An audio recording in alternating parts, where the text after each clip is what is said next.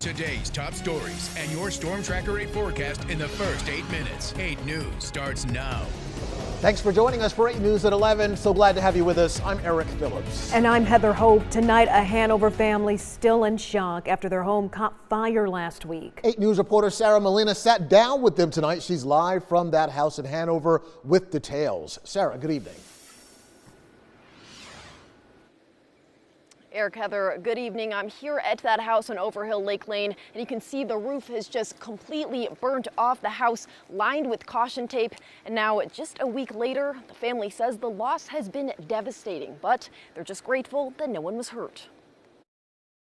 I had my son's Marine memorabilia in there. I had my son's college football memorabilia in there.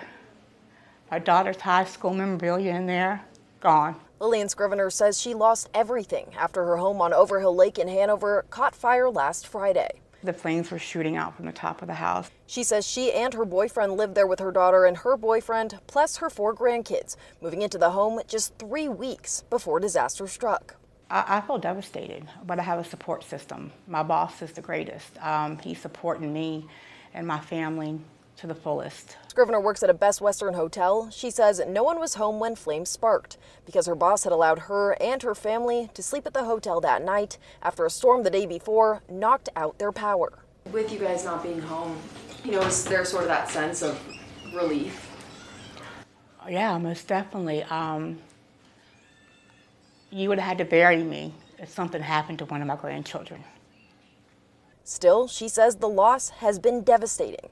We went in to try to salvage some stuff. Everything is just smoke. It smells burnt. Hanover fire officials say they were called to the scene just before 2 a.m. on June 20th, where they found Scrivener's home engulfed in flames. But the cause is still under investigation.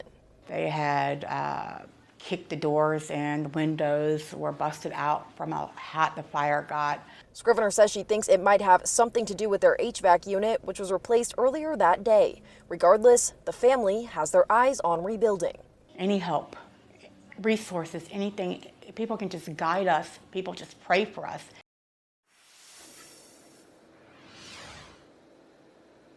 Now again, investigators are still determining the cause of the fire, but for the time being, the family is staying at a Best Western hotel. So if you'd like to help them out by donating, you can find a link to that on our website at WRIC.com.